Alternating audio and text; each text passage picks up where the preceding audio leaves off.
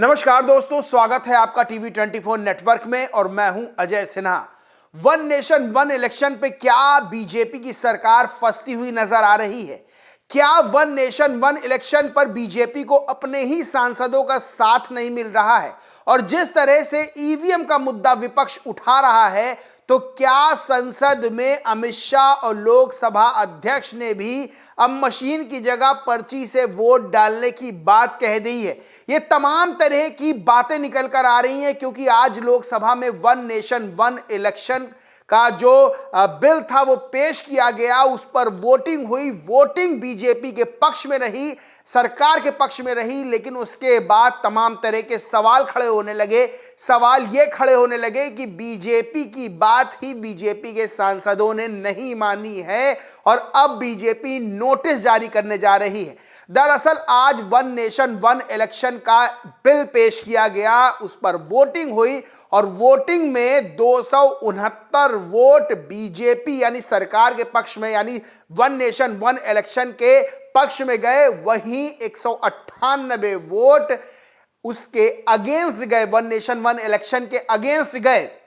अब सबसे बड़ी बात यह है कि 11 सांसद बताए जा रहे हैं कि बीजेपी के जो मौजूद नहीं रहे, जबकि बीजेपी ने व्हिप जारी किया था और कहा था किसी भी तरह से हर सांसद को वहां मौजूद रहना जिस समय वोटिंग होगी, क्योंकि यह वोटिंग अति महत्वपूर्ण है। इसके लिए बाकायदा 3 व्हिप जारी किए गए थे, 3 लाइन का व्हिप जारी किया गया था और यह कहा गया था हर सांसद को वहां मौजूद रहना है। लेकिन बड़े बड़े नाम इस दौरान गायब रहे। किनके किनके नाम है आपको बताता हूं। बीजेपी सूत्रों से जानकारी मिली है, उसके मुताबिक लोकसभा में बिल पेश होते वक्त शांतनु ठाकुर, जगदंबिका पाल, BY राघवेंद्र, गिरिराज सिंह, ज्योतिरादित्य सिंधिया, नितिन गडकरी, विजय बघेल, उदयराज भोसले, भागीरथ चौधरी, जगन्नाथ सरकार और जयंत कुमार रॉय मौजूद नहीं थे। वहीं वोटों की जो गिनती हुई, उसमें जो सोच रही थी सरकार बीजेपी की उसे अच्छे वोट मिलेंगे, लेकिन 269 वोट ही मिल पाए। अब सबसे बड़ी बात यह है कि इस पर कांग्रेस के सांसद मणिकम टैगोर, उन्होंने कहा कि सरकार जरूरी साधारण बहुमत भी नहीं जुटा पा रही है, तो फिर उसे 2/3 मत कैसे मिलेगा? यानी सीधे तौर पर अब जो बीजेपी के सांसद हैं वो गैर हाजिर जो रहे हैं उनको नोटिस जारी किया जाएगा। और सबसे बड़ी बात यह है कि 3 लाइन का व्हिप जारी किया गया था कि हर सांसद को मौजूद रहना, बीजेपी ने व्हिप जारी किया था, लेकिन 11 सांसद गैर मौजूद रहे, उनको नोटिस जारी किया जाएगा। और सबसे बड़ी बात यह है कि इसके पीछे क्या वजह है, क्यों सांसद गैर मौजूद रहे, यह बात निकलकर सामने नहीं आ पाई है। वहीं सबसे बड़ी बात यह है कि अगर कोई इसमें जो सजा भी मिल सकती है कि अगर कोई जो सांसद हो बिना कारण बताए गैर हाजिर रहता है, गैर मौजूद रहता है, तो उसको अब नोटिस भेजकर जवाब मांगा जाता है और जवाब से अगर पार्टी संतुष्ट नहीं होती है तो अनुशासनात्मक कार्रवाई होती है और फिर सदस्यता तक जा सकती है। यानी सीधे तौर पर बीजेपी के 11 सांसद जो वहां वोटिंग के दौरान मौजूद नहीं रहे, ये कहीं ना कहीं बीजेपी का सरदर्द बढ़ा रहा है। वही सबसे बड़ी चीज कि आज वोटिंग जो हुई वो इलेक्ट्रॉनिक मशीन के जरिए हुई, उस पर भी हंगामा होने लगा।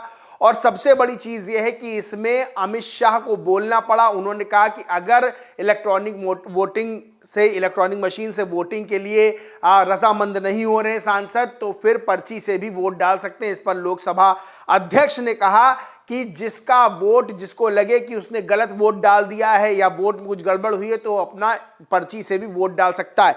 अब सबसे बड़ी बात जो खबर निकलकर सामने आई वो खबर यह है कि जब इलेक्ट्रॉनिक वोटिंग मशीन से जो वोट पड़े, तब उसमें जब पक्ष में पड़े तो 220 पड़े और विपक्ष में पड़े तो 149 पड़े, लेकिन जब पर्ची से वोट पड़े, क्योंकि टोटल सदस्य 369 थे, अब जब जो पर्ची से पड़े तब 269 सांसदों ने मतदान किया, जबकि इसके खिलाफ 198 सांसदों ने मतदान किया। यानी सीधे तौर पर यहां वोटिंग मशीन गड़बड़ हुई। अब इसको रिलेट ईवीएम से भी किया जा रहा है। बहरहाल तमाम तरह के विपक्ष के दावे हैं। सबसे बड़ी बात, यहां जो इलेक्ट्रॉनिक वोटिंग मशीन थी जिससे वोटिंग की गई थी उससे गड़बड़ देखने को सामने आई। अब आज तक की न्यूज़ है, जिन्हें आपत्ति है उन्हें पर्ची दे दीजिए। जब संसद की इलेक्ट्रॉनिक वोटिंग पर उठे सवाल तो शाह ने दिया स्पीकर को सुझाव। इसके बाद स्पीकर ने कहा कि जो पर्ची से वोट डालना चाहें वो बाद में पर्ची से वोट डाल सकते हैं अगर उनको लगता है कुछ गड़बड़ हुआ है। अब सबसे बड़ी चीज ये है कि विपक्ष तो इस चीज का विरोध कर रहा है। असदुद्दीन ओवैसी ने इस चीज का विरोध किया और उन्होंने क्या ट्वीट किया वो भी मैं आपको बताता हूं। ओवैसी ने लिखा, पार्लियामेंट में पेश one nation one election bill जमहूरियत के लिए खतरा क्यों है? ये बिल संविधान की बुनियादी ढांचे के खिलाफ और क्षेत्रीय दलों को खत्म करने का काम करेगा। यानी सीधे तौर पर विपक्ष जो आरोप लगा रहा है वो ये लगा रहा है कि वन नेशन वन इलेक्शन के जरिए सरकार जो है वो जो संघीय ढांचा है देश का, लोकतंत्र है जो, उसको खत्म करना चाहती है और सीधे तौर पर यह क्षेत्रीय दलों पर हमला है। यानी कि एक साथ चुनाव होंगे तब क्षेत्रीय दलों की जो ताकत है वो कम होगी, क्षेत्रीय दलों को खत्म करने की यह साजिश है। अब इसके पक्ष में और विपक्ष में किन किन राजनीतिक दलों ने वोट किया है वो भी मैं आपको बताता हूं। बिल के पक्ष में किसने किसने वोट किया पहले मैं आपको बता देता हूं। भाजपा, जेडीयू, टीडीपी, लोजपा, अपना दल, शिवसेना शिंदे गुट, एनसीपी अजीत पवार गुट ने बिल के वन नेशन वन इलेक्शन के पक्ष में वोट किया है। और बिल के विपक्ष में किसने वोट किया है तो कांग्रेस, सपा, आप, टीएमसी, एआईएमआईएम, आरजेडी और एनसीपी शरद पवार गुट ने इसके विरोध में यानी इसके खिलाफ वोट किया है। बहरहाल बिल संसद में पेश हुआ, स्वीकार कर लिया गया।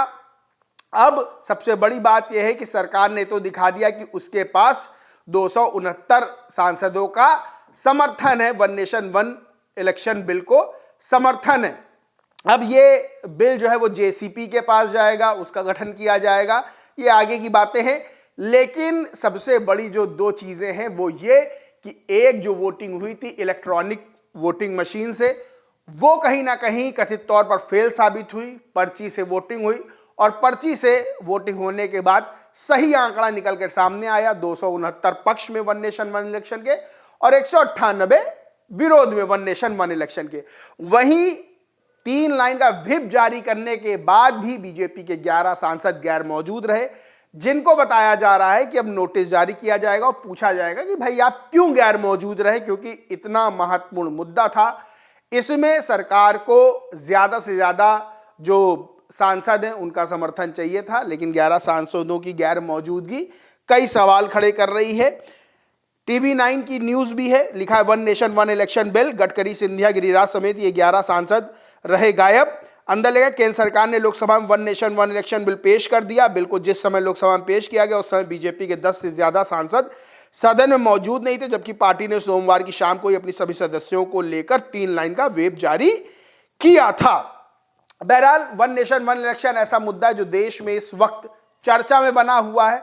आज सदन में भी इसको लेकर काफी हंगामा हुआ, वोटिंग हुई, सबने अपने तर्क रखे, सबने अपने अपने सुझाव रखे, सबने अपने अपने पक्ष में और विरोध में बयानों को दर्ज कराया।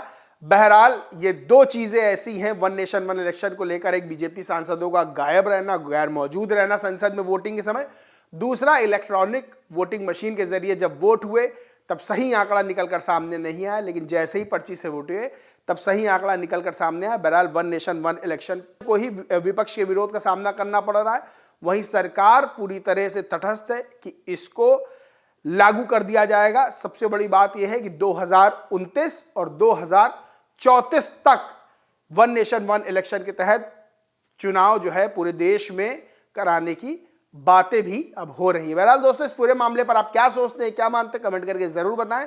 वीडियो अच्छा लगा तो लाइक करें, शेयर करें और चैनल को सब्सक्राइब नहीं किया तो सब्सक्राइब करके बेल आइकन भी जरूर दबा लें। धन्यवाद।